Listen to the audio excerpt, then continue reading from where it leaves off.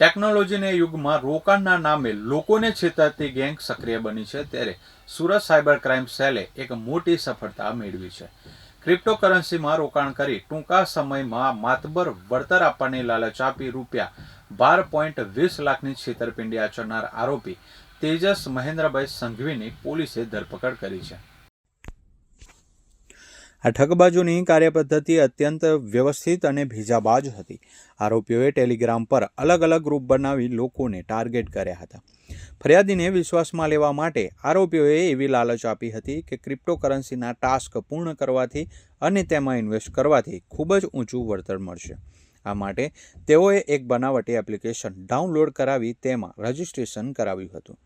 શરૂઆતમાં વિશ્વાસ જીત્યા બાદ ટાસ્ક પૂરા કરવાના બહાને ફરિયાદી પાસેથી ટુકડે ટુકડે ₹12,20,366 અલગ અલગ બેંક ખાતાઓમાં ટ્રાન્સફર કરાવી લીધા હતા. ઝડપાયેલા આરોપીનું નામ તેજસ મહેન્દ્રભાઈ સંઘવી છે, જે જામનગરનો રહેવાસી છે. નવાઈની વાત એ છે કે આરોપી બીકોમ સુધી શિક્ષિત છે અને વ્યવસાય શેર બ્રોકર છે.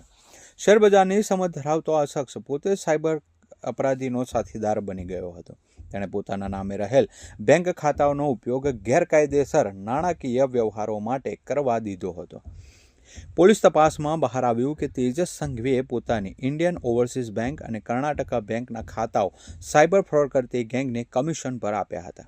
એટલું જ નહીં, ફ્રોડના રૂપિયા સહેલાઈથી ઉપાડી શકાય તે માટે તેણે સહી કરેલા ચેકબુક પણ નાસ્તા ફરતા મુખ્ય આરોપીઓને સોંપી દીધી હતી. તેના ઇન્ડિયન ઓવરસીઝ બેંકના ખાતામાં ₹5.79 લાખ અને કર્ણાટકા બેંકના ખાતામાં ₹5 લાખ જમા થયા હતા, જે બાદમાં ઉપાડી લેવામાં આવ્યા હતા. સાયબર ક્રાઇમ સેલને ટેકનિકલ સર્વેલન્સ દ્વારા બાતમી મળી હતી કે આરોપી તેજસ સંઘવી ગોવાથી જામનગર જતી ટ્રેનમાં મુસાફરી કરી રહ્યો છે. સુરત સાયબર પોલીસે તાત્કાલિક ગુજરાત રેલવે પોલીસ સાથે સંકલન સાધ્યું હતું. ટેકનિકલ વિગતોના આધારે ટ્રેનનું લોકેશન ટ્રેક કરી પોલીસની ટીમે ચાલુ ટ્રેને દરોડો પાડી આરોપીને દબોચી લીધો હતો અને સુરત લઈ આવી કાયદેસરની કાર્યવાહી હાથ ધરી હતી.